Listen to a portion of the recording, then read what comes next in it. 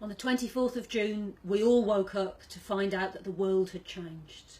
And for working class people in Britain and also across Europe, there were many different reactions. In the Socialist Party, we campaigned for a leave vote. We have nothing in common with the Little Englanders of Nigel Farage, of Boris Johnson and Gove.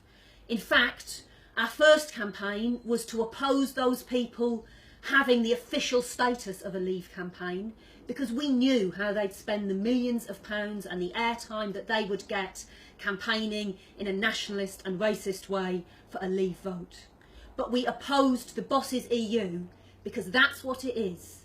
It's an employers' union acting in the interests of the 1%, driving through privatisation and cuts to our public services, and therefore we oppose that European Union, and we share with working class people in Britain who voted for Leave, and also millions of working class people across Europe, in Greece, in Spain and Portugal, who've suffered at the hands of the EU, a sense of elation that we succeeded in striking a blow against the establishment on the 23rd of June.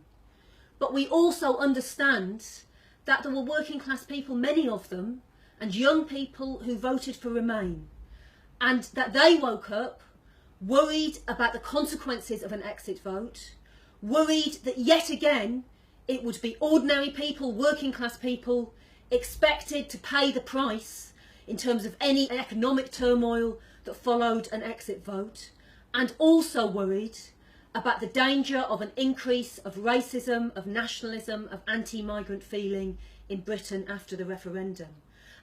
That's a real danger, regardless of who won the referendum, because the capitalist politicians on both sides of the referendum debate attempted to whip up anti-migrant feeling in the course of the referendum.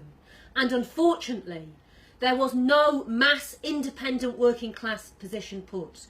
The big majority of the trade union leaders, and unfortunately also the leaders of the Labour Party, went along behind the position of the official Remain campaign. So there is a danger of that, but it can be cut across by a united movement of working class people against racism and against austerity.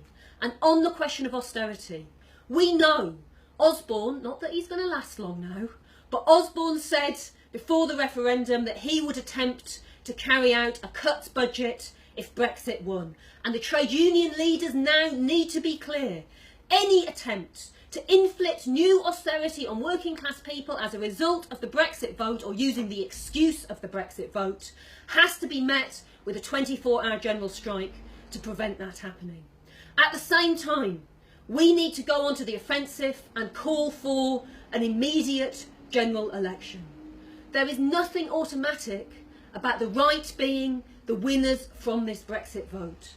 Millions of people, as Jeremy Corbyn rightly said, voted against austerity when they voted on the 23rd of June. We now need to harness that movement. Let's be clear, there are different moods amongst working class people about the result of the referendum, but there is unanimity amongst the elite, the 1%, the big corporations, capitalism. They are united in their horror because this vote was not in their interests. The Financial Times summed it up in their editorial on Friday when they said the pitchforks are coming. That is what they fear. They've been weakened by this. Their traditional party in Britain, the Tory party, is in complete disarray. The hated Prime Minister Cameron has gone, or has said that he is going to go.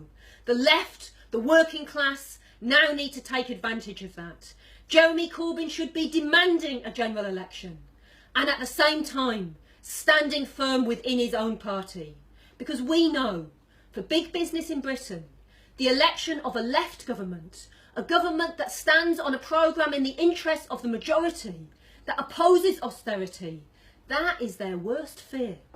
And therefore, as we warned in the aftermath of the referendum, their representatives within the Labour Party, the Blairites, are already attempting to remove Jeremy Corbyn from power, to once again make the Labour Party a party that is safe, that acts it's safe from the point of view of big business and acts in the interests of the 1%.